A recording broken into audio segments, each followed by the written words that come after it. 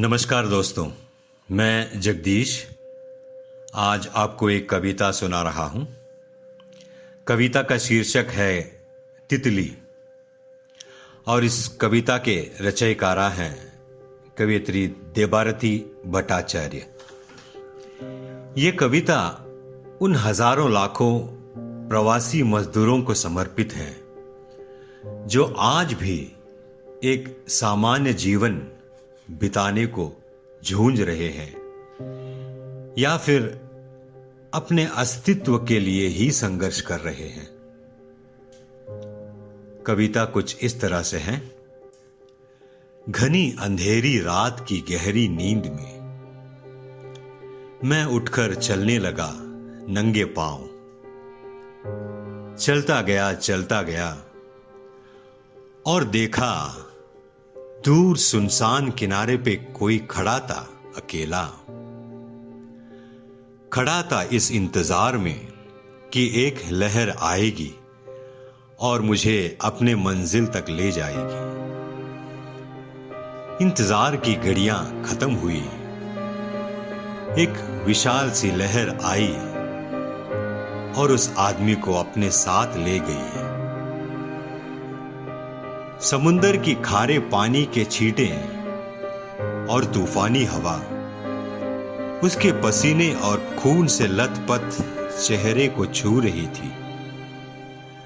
पसीने और खून से लथपथ मैंने उसे रोज देखा, हताशा से झूंझते हुए उस बेजान सूरज को, निराश सागर से निकालने को, अपने आप को उन तूफानी लहरों और लंबी रातों से बचाने को। उन तूफानी लहरों के बीच खड़ा था वो उदासीन आदमी, जैसे कोई श्वेत आत्मा। हर रात मैं उसे अपनी नींद में देखता, अपने झुंझलाते हुए पैरों से चलते हुए। भारी बोझ से झुकी थी उसकी पीठ, फिर भी उसकी रीठ सीधी। मैंने उसे ऐसे जूझते देखा जैसे कि रात कभी न ढलेगी, रात कभी न ढलेगी। उसका सूना दिल जैसे कुछ कहने को तरसता हो, जैसे बचा लो इन तितलियों को इस तूफानी और घातक हवाओं से। रोक लो इन प्रवासी तितलियों को जलकर राख होने से। एक दिन जरूर ऐसा आएगा जब धरती मां अपने बच्चों को मधुर गीत सुनाएगी।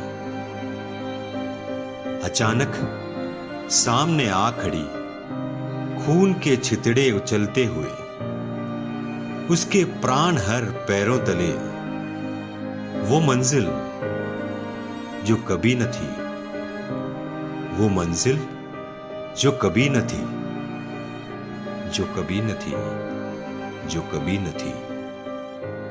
धन्यवाद।